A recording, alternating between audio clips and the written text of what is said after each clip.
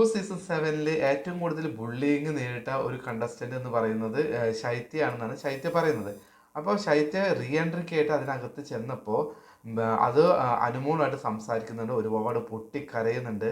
ശൈത്യയുടെ ഏറ്റവും വലിയൊരു പരാതി എന്താണെന്ന് വെച്ച് കഴിഞ്ഞാൽ അനുമോളുടെ PR ശൈത്യയെ മനഃപൂർവ്വം വീഡിയോസ് ഇട്ട് അപമാനിക്കുന്നു എന്നാണ് ശൈത്യ പറയുന്നത്. അതായത് അവർ അച്ഛനും അമ്മയ്ക്ക് പോലും പുറത്തിറങ്ങാൻ പറ്റാത്ത അവസ്ഥയിലാക്കി ഈ PR എന്നാണ് ശൈത്യ പറയുന്നത്. അപ്പോൾ നമ്മൾ കണ്ടു ആദിലോടും നൂറയോടും സംസാരിച്ച് കരയുന്നു, അനുമോളെ അടുത്ത് പറയുന്നു നീ ഒരു ആൾ കാരണം കൊണ്ടാണ് എനിക്കിതൊക്കെ വന്നത്.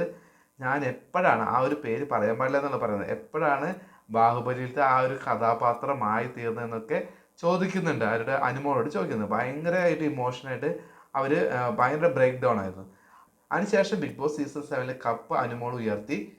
അപ്പോൾ നമ്മുടെ റെന ഫാത്തിമയുടെ ഒപ്പം ശൈത്യ വന്നിട്ട് ഒരു വീഡിയോ ചെയ്യുന്നുണ്ട്. അപ്പോൾ പറയുന്നുണ്ട് എനിക്ക് ഇനി ബുള്ളിയും കൂടും കുഴപ്പമില്ല, എനിക്ക് യാതൊരു കുഴപ്പമില്ല, ആരെന്നെ എന്ത് പറഞ്ഞാലും കുഴപ്പമില്ല എന്ന് പറഞ്ഞിട്ട് അവിടെ ഭയങ്കര ബോൾഡായിട്ടാണ് പറയുന്നത്.